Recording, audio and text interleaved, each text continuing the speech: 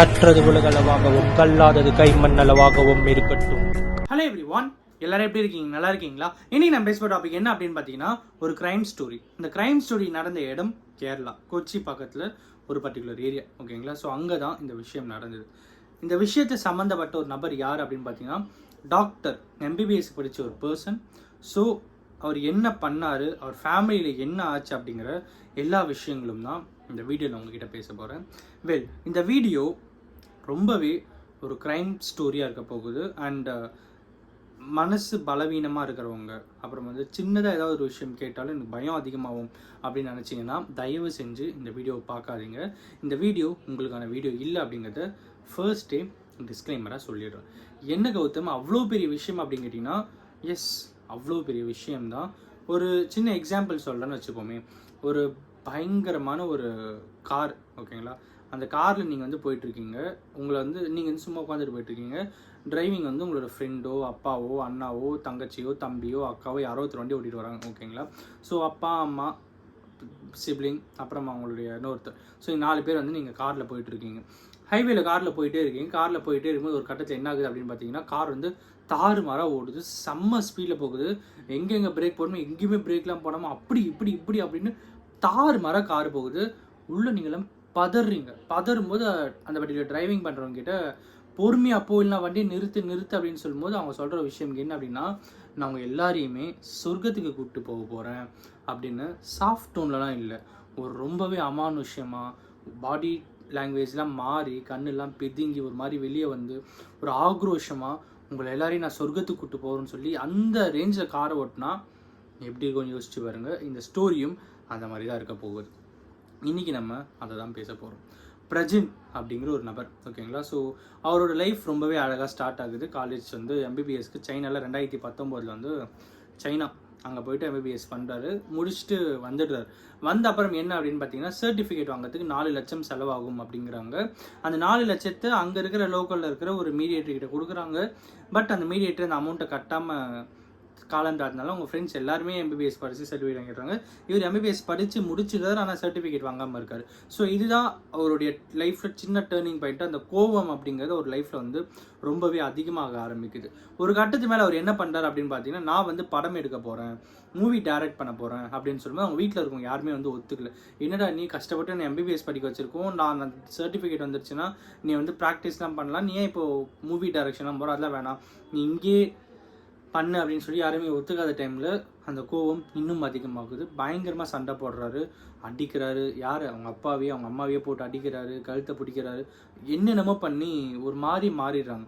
So அதுக்கப்புறம் அவங்க அப்பா அம்மா என்ன டிசைட் பண்ணாங்கன்னா, சரி ஓகே, நீ வந்து உனக்கு என்ன லைஃப்பில் என்ன பண்ணணும்னு தோந்தோ நீ பண்ணு அப்படின்ற மாதிரி சொல்லிடுறாங்க. இன்னொரு விஷயம் என்னன்னா, அவருக்கு வந்து ஒரு அக்கா இருக்காங்க. அவங்க அக்கா வந்து சென்னையில் வந்து மேரேஜ் ஆகிட்டு செட்டில் ஆகிருக்காங்க அப்படிங்கிறது நம்மளால் பார்க்க முடியுது.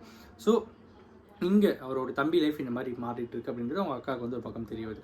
ஸோ இது கட்டத்தில் என்ன ஆகுது அப்படின்னு பார்த்தீங்கன்னா, ஒரு பக்கம் வந்து கிட்டத்தட்ட ரொம்பவே அதிகமாக பயங்கரமான ஒரு ஸ்டோரி இனிமேல் தான் ஸ்டார்ட் ஆகுது. என்னென்னா, அவங்களோட வீட்டில் கீழே கிரவுண்ட் ஃப்ளோரில் அவங்க அப்பா அம்மா இருக்காங்க, மேலே ஃபஸ்ட் ஃப்ளோரில் அந்த பையன் மட்டும் தங்கியிருக்கான். விச் மீன்ஸ் அந்த பையன், அதாவது எம்பிபிஎஸ் படித்த அந்த பையன், ஸோ ரொம்ப கோவமாக அதிகமாக பயங்கரமாக இருக்கிற அந்த பையன், அவன் என்ன பண்ணுறான் அப்படின்னு பார்த்தீங்கன்னா, அவங்க வீட்டு மேலே அவங்க ஃபஸ்ட் ஃப்ளோருக்கு அவங்க அப்பா அம்மாவே அலோவ் பண்ணுறது இல்லை.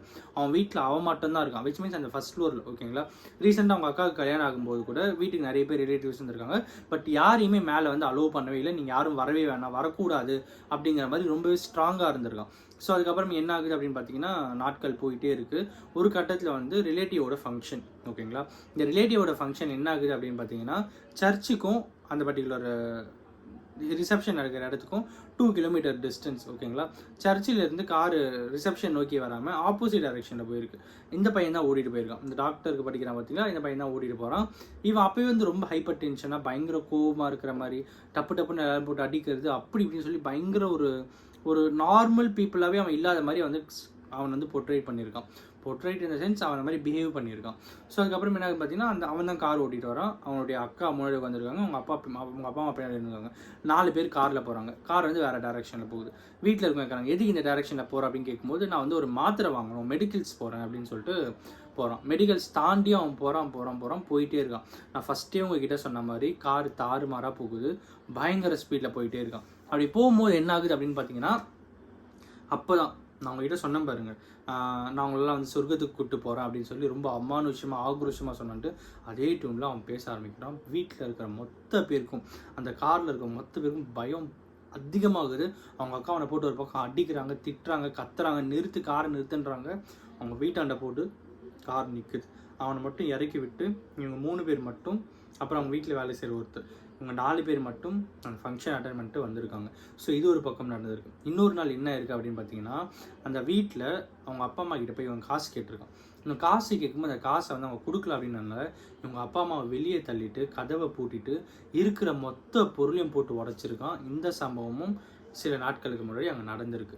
இன்னொரு நாள் என்ன இருக்குது அப்படின்னு பார்த்தீங்கன்னா, திரும்பியும் இதே மாதிரி வீட்டு வெளியே அவங்களை தள்ளிட்டு வீட்டை தாப்பால் போட்டு நடு வீட்டில் அம்மனமாக ஒரு நிர்வாணமாக நின்று குளிச்சிட்டு இருக்கிற மாதிரி ஒரு மொமெண்ட் அங்கே க்ரியேட் ஆகிருக்கு. நான் சொல்கிறது எல்லாமே ரியலாக நடந்தது, ஓகேங்களா? ஸோ யாருக்குமே என்னமே புரியல, என்னடா இது இந்த மாதிரிலாம் பண்ணிட்டு இருக்கானேன்னு சொல்லிட்டு அப்புறம் அவங்க வந்து போலீஸ்க்கே ஃபோன் பண்ணுறாங்க. போலீஸுக்கு ஃபோன் பண்ணி போலீஸ் வந்து அப்புறம் அவனை உள்ளேருந்து கூப்பிட்டு அவனை வெளியே வர வச்சு அவங்ககிட்ட வந்து டெய்லி 10 நாள் நீ வந்து சைன் பண்ணிட்டு போகணும் போலீஸ் ஸ்டேஷனில் வந்து அப்படின்ற மாதிரி சொல்லி அதுக்கும் அவன் போயிட்டு டெய்லி 10 நாள் சைன் பண்ணிட்டு கொஞ்சம் நார்மலாக இருந்திருக்கான். நார்மலாக இருந்து ஒரு கொஞ்ச நாள் நார்மலாக இருந்திருக்கான். அதுக்கப்புறம் என்ன ஆகுது அப்படின்னு பார்த்தீங்கன்னா, February 5 இந்த February 5 தான் ஜோஸ்ன்ற ஒரு யார் அப்படின்னு பிரஜின், அந்த டாக்டர் படித்த பையன் சொன்னால அவனோட அப்பா, அவங்க அப்பா பேர் தான் ஜோஸ். அவருக்கு வந்து ஒரு 70 வயசு இருக்கும். ஸோ அவரும் இவனும் பிரஜினும் ஜோஸ் 2 பேருமே என்ன பண்ணுறாங்கன்னா, கிரவுண்ட் ஃப்ளோரில் டேபிளில் உட்காந்து சாப்பிட ஸ்டார்ட் பண்ணியிருக்காங்க. அவங்க அம்மா வந்து இந்த மதம் ரிலேட்டடாக சில மீட்டிங்ஸ்லாம் இருந்திருக்கோல, அதை அவங்க அட்டன் பண்ணிட்டு இருந்ததுனால அவங்களால அப்போ சாப்பிட வர முடியல. இவங்க 2 பேர் மட்டும் சாப்பிட்ருக்காங்க. சாப்பிட்டு முடிச்சது என்ன பண்ணியிருக்காங்கன்னா, ஜோஸ் அப்படிங்கிறவர் தான் அந்த பிரஜனோட அப்பா. அவர் என்ன பண்ணியிருக்காருன்னா, அங்கேயே இருக்கிற சோஃபாவில் போயிட்டு அசந்து தூங்க ஆரம்பிச்சிருக்காரு. இந்த டைமில் பிரஜின் என்ன பண்ணான் அப்படின்னு பார்த்தீங்கன்னா, மேலே போயிருக்கான், ஃபர்ஸ்ட் ஃப்ளோர் போயிருக்கான். திருப்பியும் வெளியே எங்கேயோ போயிருக்கான். வெளியே போயிட்டு கொஞ்ச நேரம் பொறுத்து வீட்டுக்கு வந்திருக்கான். வீட்டுக்கு வந்து இங்கேருந்து ஃபர்ஸ்ட் ஃப்ளோருக்கு போயிருக்கான். ஃபர்ஸ்ட் ஃப்ளோருக்கு போய் திரும்பி இறங்கி வந்த பிரஜின் என்ன பண்ணான் அப்படின்னா, டேபிள் மேலே இருந்து ஒரு கத்தியை எடுக்கிறான். கத்தியை எடுத்து அவங்க அப்பாவை கழுத்தில் சரமாரியாக தாக்க ஆரம்பிக்கிறான். குத்துறான், பயங்கரமாக குத்துறான். போட்டு கிட்டத்தட்ட ஒரு 25-28 வெட்டு காயங்கள் அவரோட அப்பா உடம்புல வந்து இருந்திருக்கு. ஸோ அதுக்கப்புறம் அவங்க அம்மா இருக்காங்கல்ல, பிரஜினோட அம்மா, அவங்க என்ன பண்ணியிருக்காங்கன்னா, ரோட்டுக்கு ஓடி வந்து நிறைய பேர் ஹெல்ப் கேட்டிருக்காங்க. எப்படின்னா என்னை காப்பாற்றுங்க, என்னோட ஹஸ்பண்டை காப்பாற்றுங்க, எங்களுக்கு பயமாக இருக்குது, காப்பாற்றுங்க அப்படின்னு சொல்லி கத்திருக்காங்க. அந்த டைமில் யாருமே வந்து வரவே இல்லை. ஸோ அதுக்கப்புறம் வீட்டில் அக்கம் பக்கத்தில் இருக்கிறவங்கலாம் வெளியே வந்து அவங்க போலீஸுக்கு ஃபோன் பண்ணி வர வச்சு போலீஸ் உள்ளே போயிட்டு பிரஜினை அரெஸ்ட் பண்ணுறாங்க. அவங்க அப்பா தாக்கப்பட்டு அங்கேயே இறந்து போயிருக்கார். அவங்களுடைய பாடியும் ரெக்கவர் பண்ணி ஹாஸ்பிட்டலுக்கு அனுப்புகிறாங்க. சரி, ஓகே, மேலே இவன் என்ன தான் பண்ணியிருக்கான், போயிட்டு செக் பண்ணி பார்க்கலாம் அப்படின்னு சொல்லிட்டு அங்கே இருக்கிற போலீஸ் டீம் என்ன பண்ணுறாங்கன்னா, ஃபர்ஸ்ட் ஃப்ளோர் போகிறாங்க. இன்னொரு பக்கம் அரெஸ்ட் பண்ணிட்டாங்க, ஸ்டேஷன் கூப்பிட்டு போயிட்டாங்க. மேலே போயிட்டு செக் பண்ணுறாங்க. 2019-20 தான் கோவிட் பீரியட். அந்த டைமில் MBBS படிச்சுட்டு கேரளாவுக்கு வரான். ஸோ இங்கே வந்தவன் என்ன பண்ணுறான்னா, அப்போதுலேருந்து மேலே தான் இருக்கான். யாரையுமே அலோவ் பண்ணவே இல்லை, க்ளீன் பண்ணுறதுலேருந்து எதுக்குமே அலோவ் பண்ணல. மேலே போனால் ஒரு பக்கம் முடிங்க பயங்கரமாக இருக்குது, இன்னொரு பக்கம் இந்த அம்மன் படத்துலலாம் பார்த்தீங்கன்னா அந்த வில்லன் கேரக்டர் இருக்கணும்னா கையில் ஒரு ஆயுதம் மாதிரி வச்சுருப்பாங்க பார்த்தீங்களா, அந்த மாதிரி ஒரு ஆயுதம். இன்னொரு பக்கம் இவன் வந்து ட்ராயிங் பண்ணுவான். இவன் பண்ண ட்ராயிங்ஸ் இருக்குது. அந்த ட்ராயிங் என்னென்ன ட்ராயிங் அப்படின்னு பார்த்தீங்கன்னா, எல்லாமே வந்து ஒரு அமானுஷ்யமாக, அகோரமாக, அந்த மாதிரி பயங்கரமான ஒரு ட்ராயிங்ஸ் எல்லாமே இருந்திருக்கு. இன்னொரு பக்கம் ஒரு லெட்டர் எடுத்திருக்காங்க. அந்த லெட்டரில் 5 பேரில் ஒருத்தரை கொண்டுட்டேன் அப்படின்ற மாதிரி Kerala Malayalam language, English language mix பண்ணி எழுதின ஒரு லெட்டர் அவங்க கையில் வந்து கிடைக்குது. இப்படி எல்லா விஷயங்களும் மேலே ஃபஸ்ட் ஃப்ளோரில் அவங்கள வந்து கிடைக்க ஆரம்பிக்குது. எல்லா பொருளையும் ரெக்கவர் பண்ணுறாங்க, எல்லா விஷயத்தையுமே எடுத்துக்கிட்டு சரி ஓகே என்ன தான் இருக்கும் அப்படின்னு சொல்லி இன்வெஸ்டிகேஷனை ஃபர்தராக இப்போ வந்து ஸ்டார்ட் பண்ணியிருக்காங்க. அவங்க அம்மா என்ன சொல்கிறாங்க அப்படின்னு பார்த்தீங்கன்னா, அவங்க அம்மா தான் இப்போ கம்ப்ளைண்ட்டே கொடுத்துருக்காங்க. அவங்க அம்மா சொல்கிற விஷயம் என்ன அப்படின்னு பார்த்தீங்கன்னா, என்னோடய உயிருக்கும், என்னுடைய பொண்ணுடைய உயிருக்கும், என்னோடய மகளுடைய உயிருக்கும் இங்கே வந்து உத்தரவாதம் இல்லை. அவன் வெளியே வந்தானா கண்டிப்பாக எங்கள் 2 பேர் ஏதாவது பண்ணிடுவான்னு எங்களுக்கு பயமாக இருக்குது.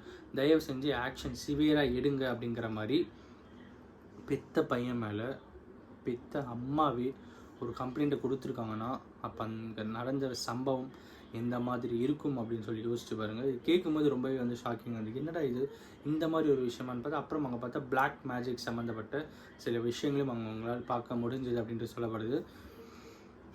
இவ்வளோ பெரிய விஷயம் கேரளாவில் நடந்திருக்கு.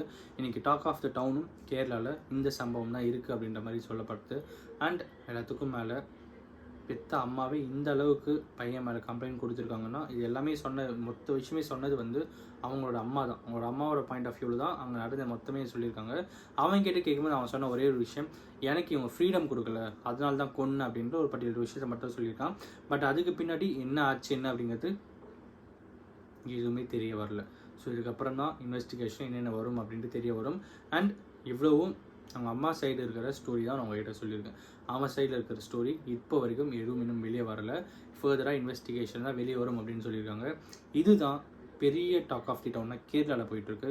இன்றைக்கி இதை நான் உங்கள்கிட்ட ஷேர் பண்ணணும் அப்படின்னு நினச்சேன். அண்ட் இன்னைக்கு take away of the story என்ன அப்படின்னு பார்த்தீங்கன்னா, வீட்டில் அப்பா பையன் அப்படிங்கிற வரும்போது அவங்களுக்குள்ள ஒரு சின்ன கான்ஃப்ளிக்ட் எப்பவுமே இருந்துகிட்டே இருக்கும், கரெக்டுங்களா? அதெல்லாம் இல்லாத ஒரு ஃப்யூச்சரை நம்ம க்ரியேட் பண்ண முடியாதா அப்படிங்கிற ஒரு கேள்வியை உங்கள்கிட்ட வச்சுட்டு இந்த வீடியோ முடிக்கிறேன். Thank you so much.